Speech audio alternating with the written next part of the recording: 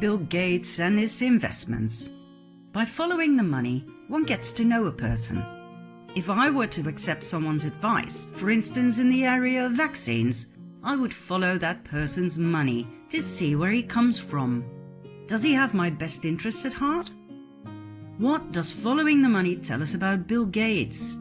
He has an interest in highly suspicious companies, a tendency to be drawn towards poison, and an absolute focus on depopulation. First, we've got population. The world today has 6.8 billion people. That's headed up to about 9 billion. Now, if we do a really great job on new vaccines, healthcare, reproductive health services, we could lower that by perhaps 10 or 15%. Let's face it, a man who openly promotes reducing the world population in order to save the planet, telling the world vaccines can help achieve this goal, then promotes the same vaccines to save lives? Really? Make up your mind, Bill. Do you want to save human lives, or do you want to destroy them? You can't have it both ways. Follow the money and you will get to know the man behind it. We have seen GMOs, infected mosquitoes, tests on human guinea pigs in less developed countries, bioweapons, child trafficking and abuse on Epstein Island. Not a pretty picture, Bill. What else are you up to, The more we dove into the person Bill Gates, the more we were shocked and nauseated. Here are some more companies in which he heavily invested. They include many of the most criticized companies in the world for involvement in human rights abuses, labor abuses, environmental abuses, and tax avoidance. Big mining companies: Barrick Gold, BHP Billiton, Freeport McMoran, Glencore, Rio Tinto, Vedanta, and Vale, a Brazilian mining company that was voted with most contempt for the environment and human rights in the Public Eye Annual Awards. Agribusiness companies: Nestlé, Unilever, Archer Daniels Midland, Kraft, Mondelez International,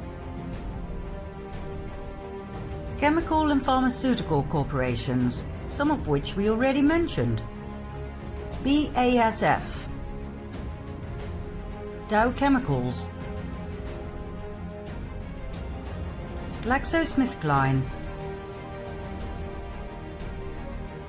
Novartis, and Pfizer.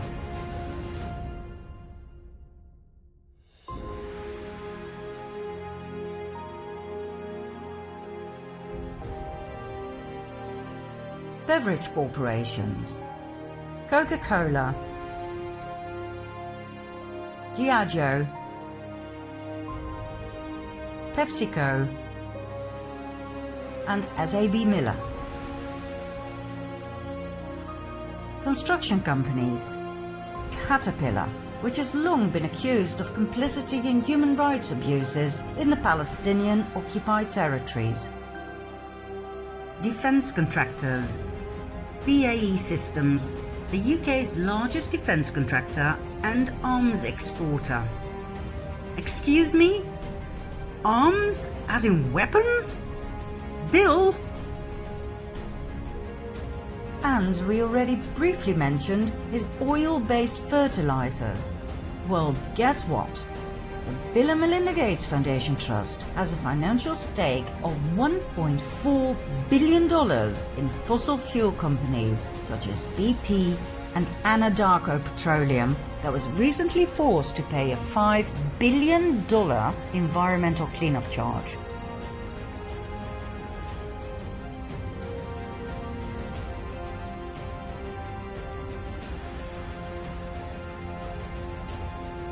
The Bill and Melinda Gates Foundation Trust has investments in 35 of the top 200 companies ranked by the carbon held in their reserves. These included coal giants Anglo-American, BHP Billiton, Glencore Xstrata, and Peabody Energy, and the oil majors Shell, ConocoPhillips, Chevron, Total, and Petrobras. What about the human carbon footprint, Bill? Which part of sustainability don't you understand? Or does it only concern others, like the people, who subsequently have to pay new taxes, more taxes, anything to squeeze the life force out of them just a little bit more, while you enjoy your jet-set lifestyle on your yacht and your private plane? You know, Bill, you can try to fool us with your posture and your terrible choice of clothes and hair, but we see straight through you. Some people may still believe that you're a kind nerd, giving money away to charity, but more and more people see through you. Once you burst that nerdy bubble of yours, all that is left is a Rockefeller descendant who plays his puppet role in the Depopulation Agenda 21 and 2030. No body language with excessive hand gestures and nerdy glasses sticks. No fake smiles can ever fool those who are awake. And the number of awake people grows by the minute.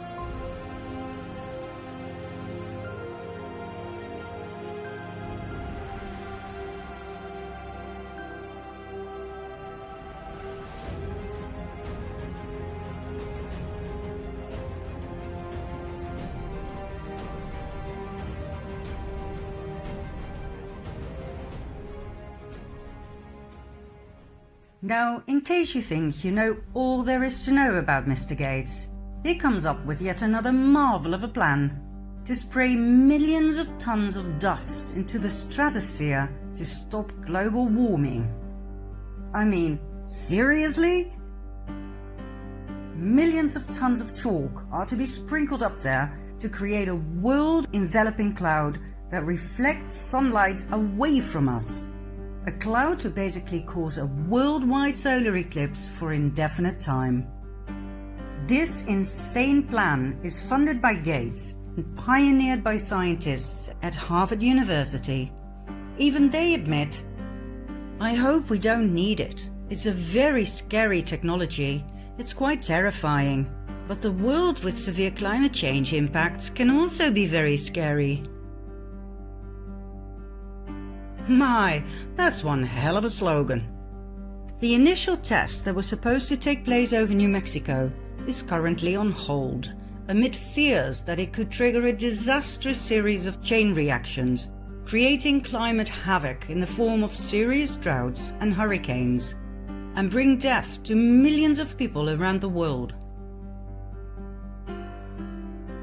One fear is that spreading dust into the stratosphere may damage the ozone layer that protects us from hazardous ultraviolet radiation that causes cancer. Climatologists are also concerned that the circulation of ocean currents that regulate our weather may be disrupted. This could unleash a global outbreak of events that might devastate farmland, wipe out entire species, and foster disease epidemics. I don't know what's worse, climate change or this plan. Obviously, Bill Gates is more interested in his technological experiments than in the safety of people. Oh, I almost forgot. He's into depopulating the planet. Well, what a marvelous side effect then, right, Bill? There's a few more things about Mr. Charity that we think you should know. In 2000, he set up Gavi, Global Alliance for Vaccines and Immunization, now called Gavi, the Vaccine Alliance. Not just that, he sponsored Gavi with no less than $4.44 billion. In addition, he pledged another $1.6 billion for 2021 to 25. Gavi has the power to decide the price for vaccines, which is always way too high according to critics, such as Doctors Without Borders. Like we heard Gates say in the previous episode, he has a 20-to-1 return on investment when it comes to vaccines. He makes astronomical profits in times of need. What a guy. On the board of Gavi are 4 permanent positions filled with representatives from the WHO, the Bill and Melinda Gates Foundation, UNICEF, and the World Bank. In 2018, Gavi donated $388 million to the WHO. Gates owns the Vaccine Alliance just like he owns the WHO. He is everywhere. He decides what happens within Gavi and which decisions are made. When Gates wants a global lockdown, there will be a global lockdown. If he wants a digital certificate to prove immunity, there will be a digital certificate to prove immunity. Mandatory. If he wants the entire world to be vaccinated, the entire world will be vaccinated. Mandatory. He is way more powerful than our presidents. Make no mistake. Is it Gates himself who is so powerful? Simply because he's a Rockefeller descendant? Or is he just a puppet on one of Warren Buffett's strings? Who knows? And does it really matter? What matters at this stage is that this evil empire is exposed to the world. Once the people know whom they're dealing with, do you think they'll still want their precious vaccine?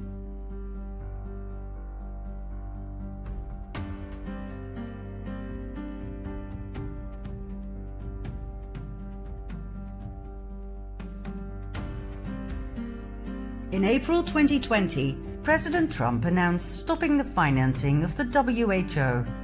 Instead, he gave the money to Gavi. Many people were shocked by this action. How could he sponsor Big Pharma?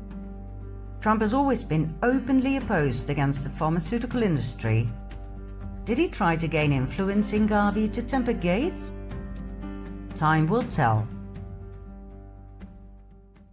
The last thing we wish to share with you, before hitting the final nail into Gates' coffin, concerns the influence of the Bill and Melinda Gates Foundation in global agriculture.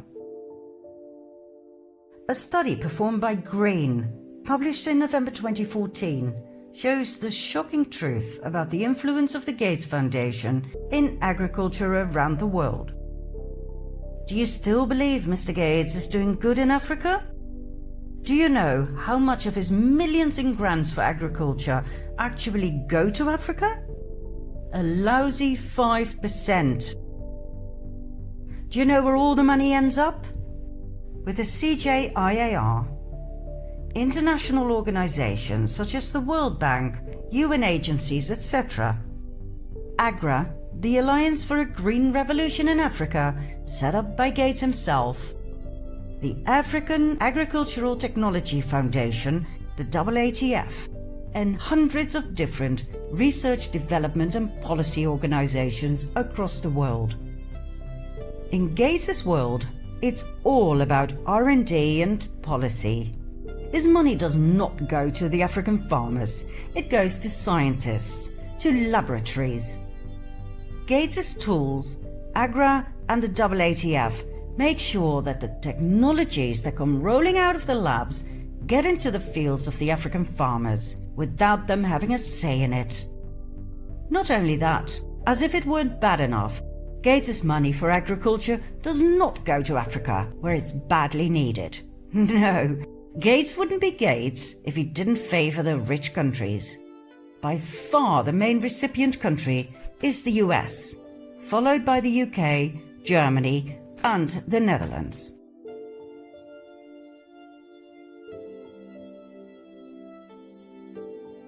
So, the Gates Foundation fights hunger in the South by giving money to the North. How the hell is that going to work? AGRA. When we hear Alliance for a Green Revolution in Africa, we think irrigation projects, clean water, Green fields. Forget it. Agra's and Gates' promise to double productivity and incomes by 2020 for 30 million small-scale farming households, while reducing food insecurity by half in 20 countries, has failed miserably. Why? Because that was never the aim. 15 years after Gates set up Agra, together with the Rockefeller Foundation, the only one who has been reaping the benefits is Gates himself. The number of Africans suffering extreme hunger has increased by 30% to 131 million people in the 13 countries Agra focuses on. The African biodiversity has been replaced by monoculture, mostly corn, and farmers who failed to switch to corn were fined by their governments. Crop diversity has been sacrificed in the name of technological advance. As a result, farmers have become more and more dependent on help from Agra and their government to survive. Monocropping and the disappearance of nutrient crops such as agave and sweet potatoes have made the farmers most vulnerable to climate change and droughts. It has ruined their diet diversity and it has exhausted their land. Agra's money went to African governments, which in turn gave subsidies to the farmers if they did exactly what Agra and thus Bill Gates told them to do: buy high-tech seeds and chemicals sold by US corporations, in which Gates has shares. The seeds are expensive hybrid seeds that the farmers have to buy each and every year.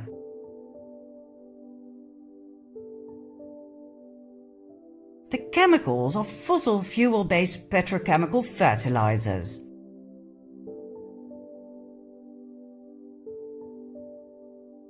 What happened to Gates's big mouth about sustainability and saving the planet?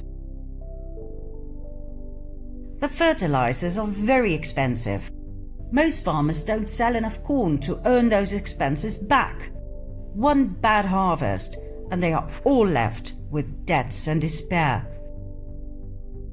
Monsanto and the other multinational seed companies are all there, benefiting from sales they would never have had without subsidies. Seed and fertilizer companies are the clear winners from these policies. By pushing his beloved technology down the throats of African farmers, Gates didn't exactly help them. He abused them and drove many to suicide.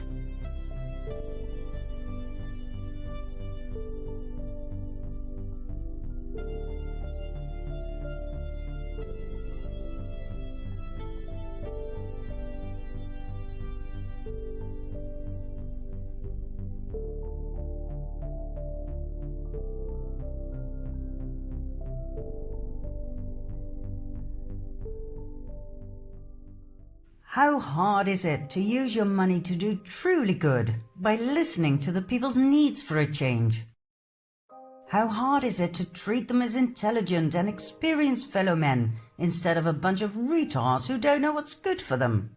How denigrating is that? Why aim for 80% of the population being vaccinated when everybody knows that diseases are spread by bad hygiene and polluted water? Why not simply provide clean water and proper hygiene? That would have been so much more effective and it wouldn't have cost so much money. Before we move on, let's redefine philanthropy once and for all, shall we? Robert Newman said it so well in an article in 2012. Philanthropy is the enemy of justice. The point is that poor people do not tend to ask for charity. They demand justice, which requires not so much money from the rich world as fundamental changes in the way the rich world operates, including ending tax havens, limiting the power of corporations, and changing neoliberal economics.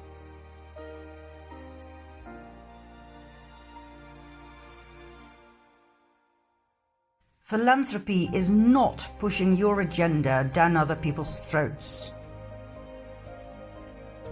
It is not giving funds, means, or material to people who didn't ask for it.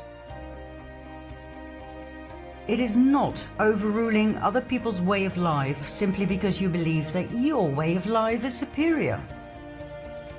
Philanthropy is not making investments in order to make more money for yourself.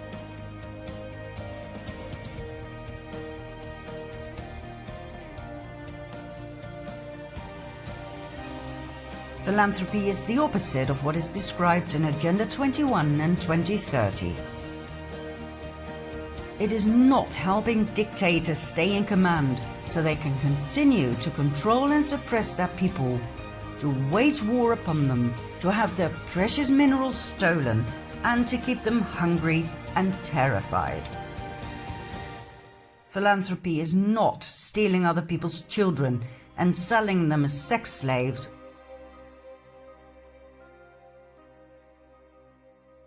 What is philanthropy? It is helping your fellow man. It is sharing simply because you care.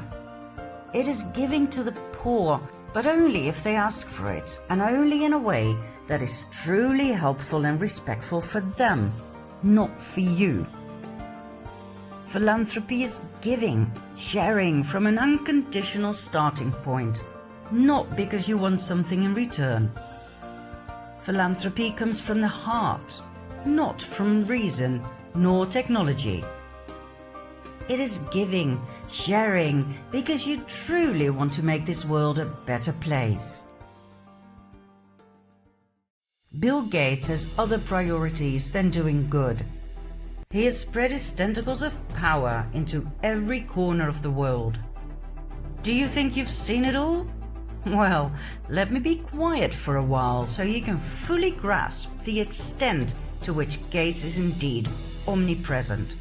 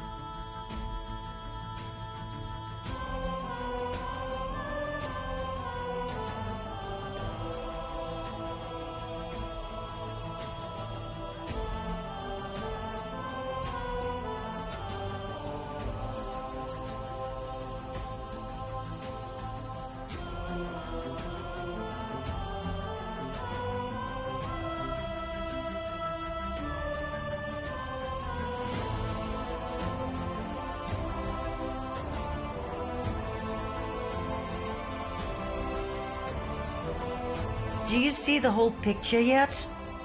Bill Gates controls the air you breathe, the food you eat, the water you drink, the healthcare you get. He controls your life from the cradle to the grave. Do you wish to see the final nail in his coffin? Then let's move along to part 12.